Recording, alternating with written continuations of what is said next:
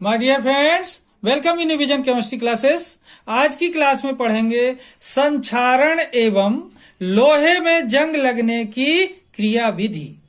संक्षारण एवं लोहे में जंग लगने की क्रिया विधि के बारे में पढ़ेंगे। Okay, what is corrosion and mechanism of rusting of iron. What is corrosion and mechanism of rusting of iron के बारे में आज की क्लास में पढ़ेंगे। तो ध्यान दें, आज की क्लास रहेगी संक्षारण एवं लोहे में जंग लगने की। तो देखते हैं इसकी डिटेल। इसके पहले जिन लोगों ने मेरे चैनल को सब्सक्राइब ना किया हो तो सब्सक्राइब कर लें और मेरा सहयोग करें, और देखते हैं संक्षारण एवं लोहे में जंग लगने की क्रिया विधि। ओके, तो देखिए संक्षारण का डिटेल देखते हैं। संक्षारण यहां पर देखना, संक्षारण किसे कहते हैं सबसे पहले यहां पर समझ आएगा। देखिए, जब वायु तथा नमी की उपस्थिति में धातु का परिवर्तन अवांछित यौगिक धातु ऑक्साइड में हो जाता है तो इस घटना को संक्षारण कहते हैं।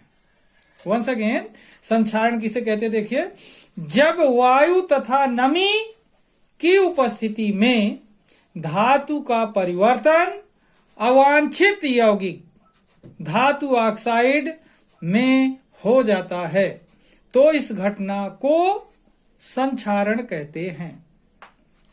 उदाहरण के लिए देखिए, पहला पॉइंट देख रहे हैं, सोना तथा चांदी के आभूषण की चमक चली जाना। सोना तथा चांदी के आभूषण की चमक चली जाना। दूसरा एग्जाम्पल देखें, लोहे में जंग लगना। लोहे में जंग लगना भी संक्षारण का उदाहरण है। जैसे सोना चांदी देखा होगा, उसकी ज्वेलरी पहने तो पहले चमकदार होती हैं और बाद में वो कम चमकदार हो जाती हैं, क्योंकि वो जल तथा नमी की उपस्थिति में ऑक्साइड में बदल जाती हैं, इसलिए उनकी चमक क्या हो जाती है? कम हो जाती है। इसलिए सोना तथा चांदी के आभूषण की चमक चली जाना भी क्या है? संक्षारण है। यहां पर देखना, एक शब्द लिखा अवांछित यौगिक। अवांछित मतलब अनावश्यक, जिसकी जरूरत नहीं है उसमें बदल जाना।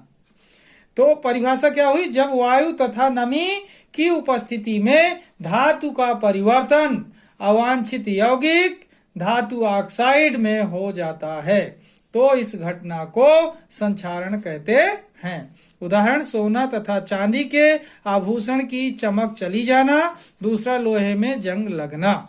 इसका क्या हो गया? उदाहरण हो गया संक्षारण का। ओके, अब देखते हैं संक्षारण में जो लोहे में जंग लगना है इसकी क्रिया विधि के बारे में। ठीक है ना, लोहे में जंग लगने की क्रिया विधि की जानकारी अब आगे पढ़ेंगे। ओके,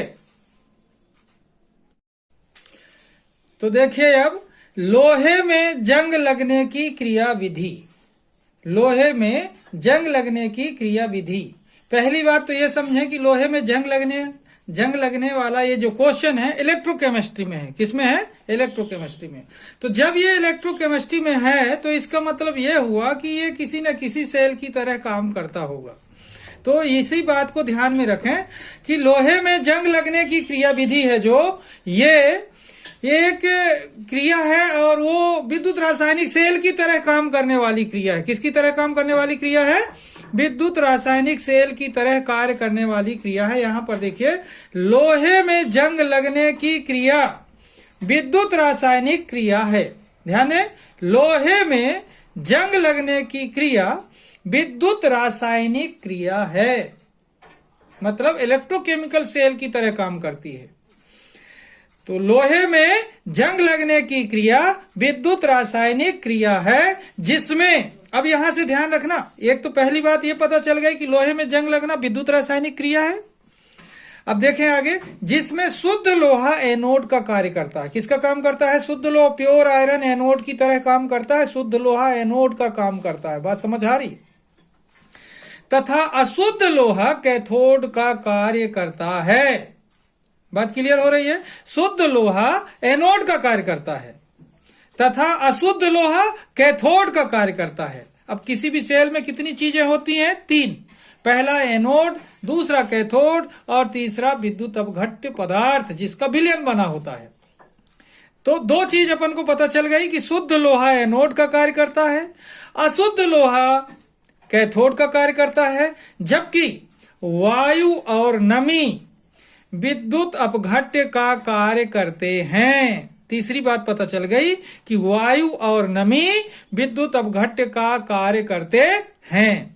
ओके, वंस अगेन, लोहे में जंग लगने की क्रिया विधि।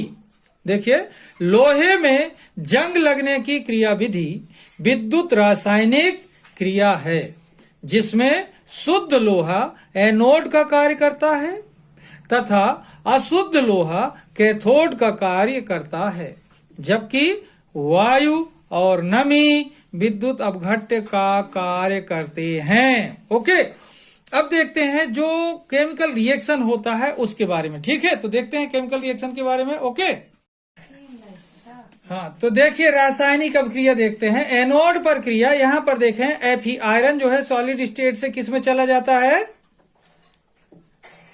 एक्वस स्टेट में 2 इलेक्ट्रॉन लूज करता है, Fe2+ आयन बनाता है। मतलब इलेक्ट्रॉन लूज किया, मतलब एनोड का काम क्यों कर रहा है, क्योंकि ऑक्सीडेशन हो रहा है। क्या हो रहा है यहाँ पर, ऑक्सीडेशन, शुद्ध लोहा है ये। और कैथोड का काम कौन करता है, वायु और नमी किस में प्रेजेंट रहती है, अशुद्ध लोहा में, अशुद्ध लोहा में प्रेजेंट रहते हैं। तो यहां पर देखें ऑक्सीजन, 4 हाइड्रोजन, तो ये 4 हाइड्रोजन आयन जो है, तो इसके लिए हम यहां 2 ले लेंगे और इसको यहां 2 ले लेंगे। कितना ले लें यहां पर, इसको भी 2। ओके, अब यहां पर देखें इसे भी 2 ले लिया, तो यहां इलेक्ट्रॉन कितने बन जाएंगे, 4। ठीक है, अब देखें ये बैलेंस हो जाएगा क्योंकि हमको 4 इलेक्ट्रॉन चाहिए, तो इसको 2 टाइम, ये 2 टाइम बना और 4 इलेक्ट्रॉन लूज किया। तो यहाँ oxygen O2 plus 4 hydrogen ion aqueous और प्लस 4 इलेक्ट्रॉन, तो क्या बन जाएगा यहाँ पर 2 टाइम वाटर बन जाएगा। सम कर रहे हैं, इसका योग कर रहे हैं, तो FeS ये, फिर O2, फिर ये आयन 4H प्लस, इलेक्ट्रॉन से इलेक्ट्रॉन कैंसिल हो जाएंगे, इसका 2 के बाद ये 2Fe, क्या बना यहाँ पर 2Fe एक्वस। ओके, और यहां पर 2 टाइम वाटर बना, इलेक्ट्रॉन से इलेक्ट्रॉन कैंसिल। ओके, तो इस तरीके से देखें एनोड पर क्रिया आयरन ऑक्सीडाइज होता है और कैथोड पर क्रिया होती है तो हाइड्रोजन आयन और एयर रिएक्शन करता है, इलेक्ट्रॉन गेन करता है। ओके, और क्या बनता है, वाटर।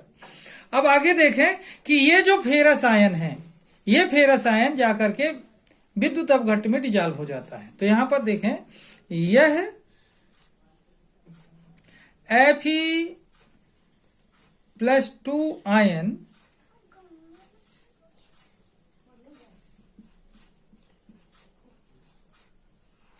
यह Fe2+ आयन विद्युत अपघट्य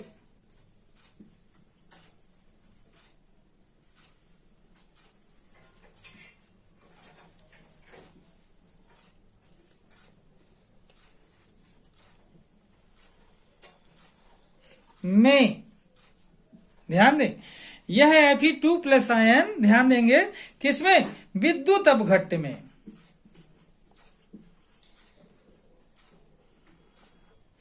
विद्युत अपघट्य में विलेय हो जाता है। क्या हो जाता है, विद्युत अपघट्य में विलेय